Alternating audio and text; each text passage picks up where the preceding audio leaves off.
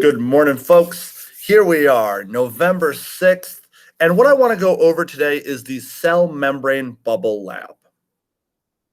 Just so everybody understands it, especially those of you who are remaining virtual, I'd like to make sure that you get the same explanation, the same demo that the students who are here in person have. So, what we are going to do is we're going to go to Schoology. We're going to look under our units to Unit 3. We're now in Unit 3. And then in there into Week 1, which will go all the way till the end of next week, the 13th. And here is the cells PowerPoint. Got a video up today going over the intro to all of that stuff. Here is our cell membrane bubble lab. So once again, for the people who will be in here physically, you'll be able to do this lab here with me. For those of you who aren't, I have a video here, cell bubble lab video. Just some folks who made a video from it from their high school class. And it goes through each one of the cell concepts that the lab asks you to do and explains how you do it. So this is going to be yours. I also suggest if you have the capability at home, go ahead and make it. It's bubble solution. It's dish soap, water, and a little bit of corn syrup. So let's take a look at the lab. There's this really neat thing. When we look at the outer layer of cells, that's a cell membrane, we get that lipid bilayer, which is something that you should all be familiar with by now. Oh, wow. This is all kinds of messed up. Plan B.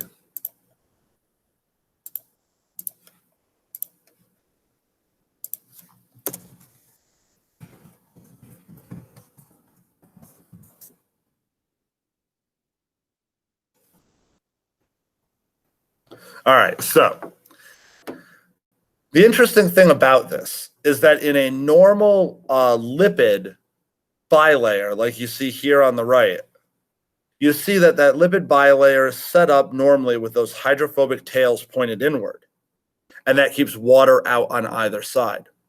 When we look at an actual bubble, like you'd blow from a tube and then little kids would chase, what you find is it's the exact same structure, except now the tails are pointed outward, and instead it keeps this thin layer of water between the membranes. So because of that, these two things are very, very similar to each other. And we can use one, the bubble, to simulate how the other, the cell membrane, behaves. The first page here is the setup. Second page is all the materials that you need and how to build the frame, how to build your solution. So if you're going to do this at home, and I suggest it, it's really pretty cool and fun, have at it. It doesn't need bendable straws. You can literally take normal straws and just bend them. Works just fine. All right, and then here starts our procedure. Now, what you're going to do is for each one of these cell concepts, you're going to read it, and then you're going to follow 1 through, it's about 6 for all of them. It varies just slightly, but you're going to go through these. The numbered parts are the directions. Do what they tell you to. And then as you complete each one, you can come here to the last page. And this is literally all you write down. Now, this ruling works for every single one. All right, it doesn't matter. In box 1, in everything labeled 1, which you can see here and again down here and more on the next page and the page after that, you're going to describe the cell concept as you understand it in your own words. So this first one, the cell concept is membranes are fluid and flexible. What does that mean?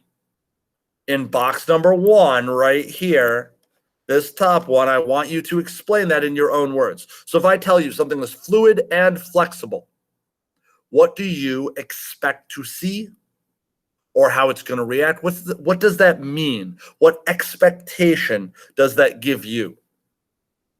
And then in the second box, you're going to describe how the soap bubble modeled that. How does it show that?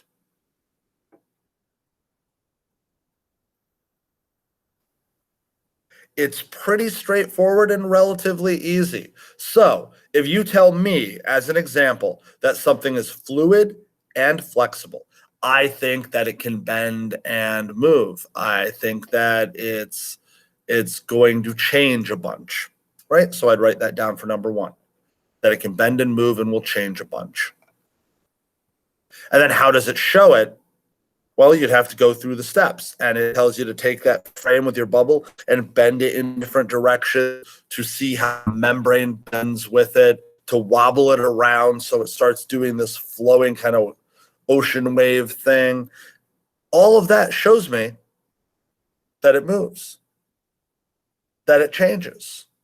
And so now for number two, I'd write down, when we wobbled it up and down, the membrane kept moving and bouncing. When we bent the frame, the membrane bent with it. You just want to use your evidence that you see in box number two to support what that cell concept is. If you are with me in class doing this, there are a couple of these that we cannot do ourselves, and we will have to watch the video that I have linked in the folder in order to do them. Those are going to be cell concept number 3 and cell concept number 5. Those two require blowing through a straw in order to accomplish them, and clearly we are not going to be doing that with the COVID pandemic currently raging. So this is our cell bubble lab. I hope everyone has some fun with it. It's really one of the more fun labs that we have over the course of the year, even in the conditions that we're having now. Ladies and gentlemen, have a great day. I'll see you soon.